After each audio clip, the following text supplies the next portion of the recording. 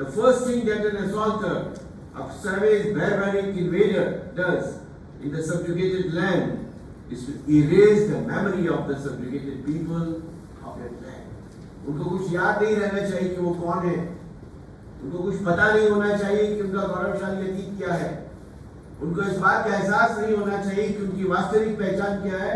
उनके मन में केवल यही रहना चाहिए कि अगर साहित्य है तो अमेरिकन साहित्य है, अगर कोई देश विदेश को सभ्य और प्रगतिशील बनाने वाले लोग हैं तो अंग्रेज है। अरे भाई, अंग्रेजों ने कितना किया, देश को एक बनाया, रेलगाड़ियां चलाई, ICS स्टील फ्रेम सर्विस दी हमको, स्कूल कॉलेजेस दिए। बोले यहाँ क्या था, तो जंगल था, लोग मगर बच्चों को अपने बच्चे खिला देते थे और रोप ट्रिक करने वाले मदारी होते थे, बीन बजाते थे, सपेरों का खेल होता था और ऊपर हवा में उड़ती हुई रस्सी जाती थी। जब स्वामी विवेकानंद शिकागो में 1893 में गए तो उनके कार्यक्रम का विरोध करते हुए जो पादरियों ने साहित्य प्रसारित किया उसमें ये सब बातें लिखी हुई या कि heathens and pagans and we are civilizing the land of heathens and pagans। तो इसलिए मेमोरी बहुत बड़ी एक प्राण शक्ति होती है और मेमोरी का नष्ट होना उस देश का नष्ट होना है और स्मृति का जागरण उस देश का चैतन्य जागृत होना है। वह चैतन्य जागृत हो इसके लिए दीनदयाल उपाध्याय जैसे व्यक्तियों का स्मरण आवश्यक होता है। वही चैतन्य प्रधानमंत्री नरेंद्र मोदी जागृत कर रहे हैं। जब अमेरिका से 157 से अधिक कलाकृतियां लेकर आते हैं तो वहां के देश को पता होता है ये जो व्यक्ति आ रहा है इसके प्रति सबसे बड़ा सम्मान ये नहीं होगा कि उनको कुछ उपाधि दी जाए, सबसे बड़ा सम्मान होगा कि उनको उनके देश की जो कलाकृतियां हैं जो चोरी करके किसी तरह से यहाँ आई थी उनको लौटा दी जाए। तो ये सबसे बड़े गौरव की बात होगी। इसलिए नरेंद्र मोदी जहां भी जाते हैं वो भारत की स्मृति को वापस लेकर आते हैं। तो जो मेमोरी है वो जागृत होती है।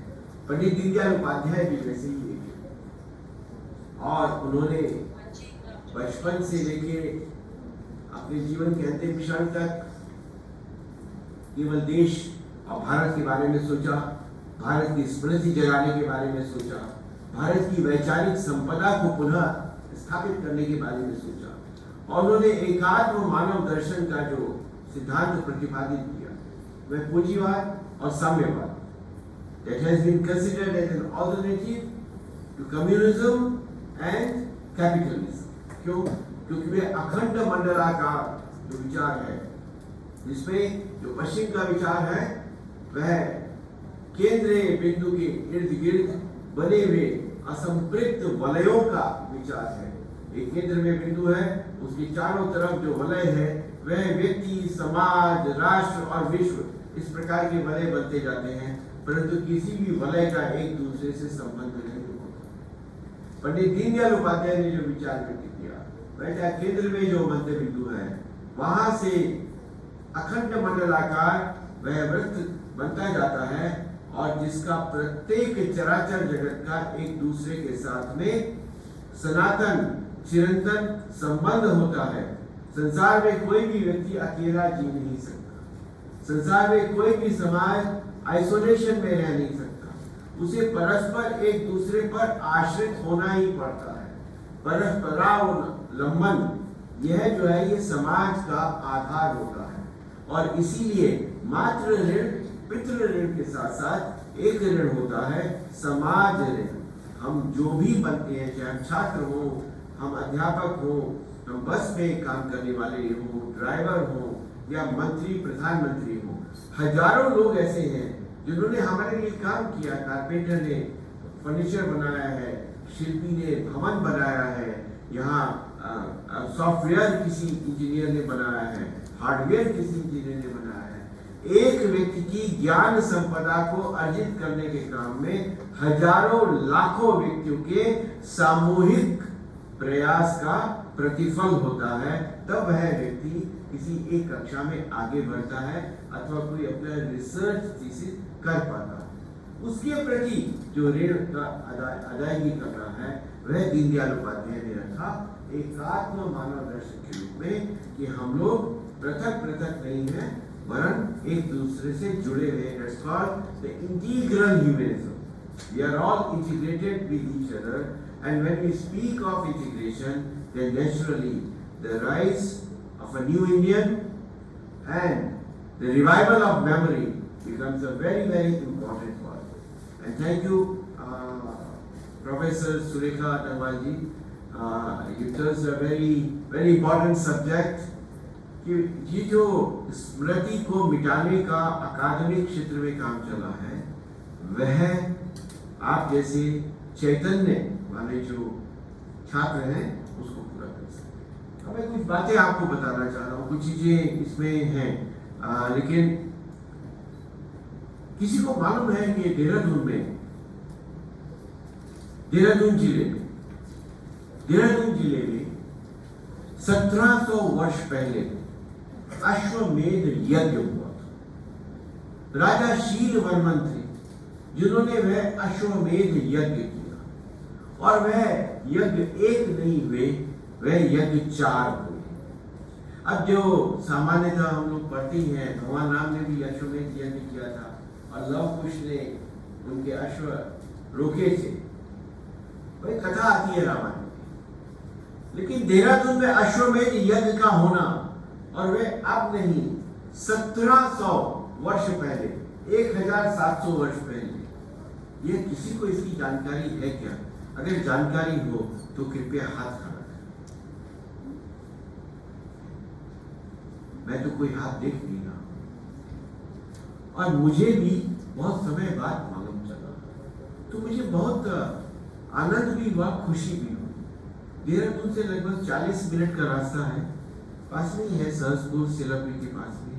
वह राष्ट्रीय स्मारक है and that's known as a Jagatgram अश्वमेध साइट। इसमें कहीं आगे होगा, मैं देखूंगा ये जो आता है, मैं अपने पास अगर रखता तो आपको जल्दी पहुंचा सकता था। जगत ग्राम की साइट है और आगे कहीं होगा।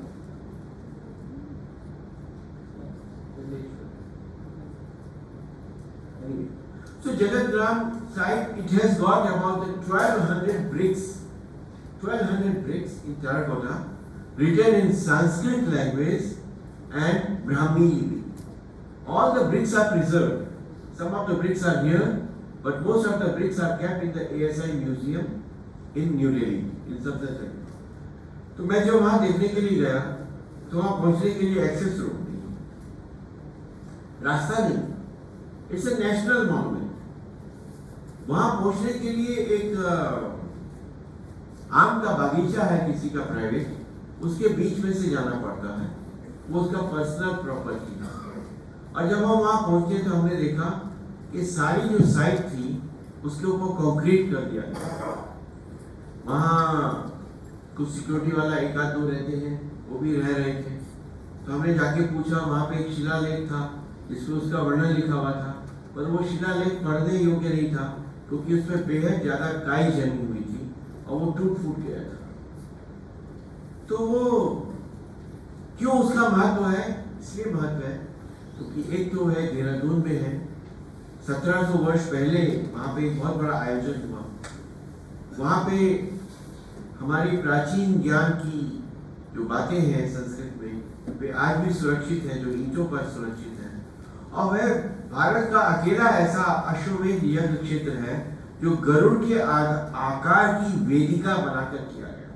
अर्थात जो यज्ञ वेदिका बनाई गई वो गरुड़ के आकार की थी, जिसको शेन चिटी कहते हैं संस्कृत में, शेन चिटी, द फ्लाइंग गरुड़ा। और वो लगभग तो उसको लेके हमने फिर मुख्यमंत्री से बात की, फिर ऐसे के डीजी से बात की, उन्होंने अभी एक्सेस रोड सैंक्शन की है और उस क्षेत्र को भी काफी अब थोड़ा सुधारा जा रहा है, सफाई की जा रही है। तो ये ऐसा क्षेत्र है। आपने रानी कर्णावती का नाम सुना? रानी कर्णावती गढ़वाल की महान वीरांगना थी जिन्होंने मुगल सेनाओं के छक्के छुड़ाए और उनको टकिया रानी भी कहते हैं क्योंकि जो मुगल सैनिक थे उनके उन्होंने नाक कान कटवा दिए थे। उनका क्षेत्र देहरादून के पास में, उसके ऊपर हम नाटक पढ़ते हैं, उनके ऊपर हम गीत और कविताएं पढ़ते हैं, लेकिन उस क्षेत्र के बारे में भी हमें बहुत कम जानकारी होती है। इसलिए मैं कहता हूँ कि मेमोरी इसलिए जरूरी है कि वो हमारी आइडेंटिटी है, हमारी पहचान है। हम अपना नाम लिखते हैं, अपने पिता का नाम लिखते हैं। हम अब जब पूजा करते हैं, आजकल श्राद्ध पर्व चल रहे हैं, तो हमने दादा, परदादा और उन सब के नाम भी हम लेकर उनको तर्पण देते हैं। क्यों देते हैं? क्योंकि वो हमारी लीगेसी बताते हैं।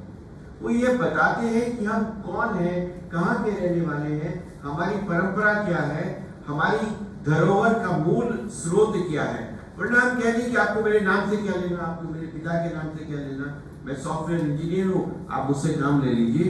दुनिया में बात ऐसी चलती नहीं है। पासपोर्ट पे आपकी माता का नाम, आपके पिता का नाम भी आप चढ़ाते हैं, क्योंकि वह आपकी पहचान बताता है। हमारी पहचान किनसे है? जिन्होंने इस देश की रक्षा के लिए काम किया, जिन्होंने समाज और संस्कृति की रक्षा के लिए काम किया। लेकिन जैसे अभी कुलपति महोदय बता रही थी, ये जो स्मृति का आक्रमण है, ये कई दिशाओं से होता है। बीजापुर में एक जगह है, उसका नाम है 60 कबर। वहां पे 62 कब्रें बनी हुई हैं, 62 कब्रें। यह भी एक नेशनल मॉन्यूमेंट है जो ब्रिटिश एएसआई के समय में हुआ है। ये किनके बारे में है? आपने अफजल खान का नाम सुना होगा, जो शिवाजी से लड़ने के लिए गए थे, जो यह सोच के गए थे कि वे शिवाजी को मार डालेंगे, पर शिवाजी उनसे चतुर थे और उन्होंने अफजल खान का वध कर दिया। अफजल खान को अंदेशा था और कुछ लोगों ने उसे कहा भी था कि तुम जाओगे तो शायद बचकर नहीं आओगे। तो हिस्टोरिकल फैक्ट है, अगले दिन सुबह उसको जाना था शिवाजी से मिलने। एक रात पहले ही है 62 वाइव्स। एक रात पहले उसने अपने हाथों से ही slaughtered all the 62 wives with his hands, ताकि अगर वो हार गया या मर गया तो उसकी जो पत्नियां हैं वे किसी और के हाथ में न पड़े। इतना बर्बर और अमानुषिक व्यक्ति था वो 60 जो उनकी पत्नियां थी, उनकी वहां कब्र बनी है, जिसको 60 कब्र कहा जाता है बीजापुर में। That had been declared as a national monument by the British, और उसकी सब देखभाल होती है। लेकिन महारानी ताराबाई हुई है, जो शिवाजी महाराज की पुत्र वधू थी। उन्होंने शिवाजी के जो छोटे बेटे हैं राजा राम, उनसे विवाह किया था और महाराष्ट्र पर उन्होंने 30 वर्ष शासन किया। She was a great warrior and she fought against the Mughals. She ruled over Maharashtra for more than 3 decades. That's a picture if you Google Tarabai Satara में उनकी समाधि। तो ताराबाई की समाधि जो है वो टूटी फूटी हालत में है। वो महाराष्ट्र सरकार ने भी नेशनल मॉन्यूमेंट नहीं बनाया, वो सेंट्रल गवर्नमेंट ने भी नेशनल मॉन्यूमेंट नहीं बनाया। अब हम प्रयास कर रहे हैं। ये जो एनोमलीज हैं, ये क्यों होती है? ये इसलिए होती है क्योंकि समाज की स्मृति नष्ट हो चुकी होती है। उस समाज को मालूम नहीं होता है कि उसके पूर्वजों ने कहाँ युद्ध किए थे, कहाँ विजय प्राप्त की थी, किन शत्रुओं को उसने हराया था और किनके सामने वह स्वयं हार गया था किसी गलती के कारण। इस समाज का न वर्तमान होता है और न भविष्य होता है। देहरादून में यहाँ से शहर से 7-8 किलोमीटर दूर गढ़ी कैंट, गढ़ी कैंट में एक इलाका है लाल गेट। लाल गेट पे भारत की सेना जो है वह विभिन्न सैन्य उत्सव करती है और सैन्य कार्यक्रम भी करती है। लाल गेट किसकी स्मृति में बना? आपको ध्यान होगा कि 1790 के करीब नेपाली सेना ने देहरादून और उत्तराखंड पर हमला किया था। बलभद्र थापा नेपाल के जो राणा थे, उनके भांजे थे, वे यहाँ पर आए थे और उन्होंने अंग्रेजों पर हमला किया। जनरल जिलेस्पी को उन्होंने यहाँ खलंगा की लड़ाई में मारा। तो उसका एक स्मारक बना हुआ है। 2 महीने तक वे लोग बलभद्र थापा के लोग तीर कमान तलवार लेके पत्थरों के गुल्ले लेके अंग्रेजों को उन्होंने यहाँ पे कहीं आगे नहीं बढ़ने दिया। If you google General Gillespie is known to have fought in Waterloo, इतना बड़ा उसका नाम है। General Gillespie died in Dehradun. हाँ? तो उनके स्मारक भी बने हैं और बलभद्र थापा का स्मारक भी यहाँ पे बना है, क्योंकि काफी लोग वहाँ पे जाते हैं। लेकिन बलभद्र थापा की कथा यहाँ समाप्त नहीं होती। ब्रिटिश लोगों ने सोचा कि this Gorkhas are very great warriors, और इनसे लड़ने के बजाय अच्छा है कि इनको हम अपनी फौज में शामिल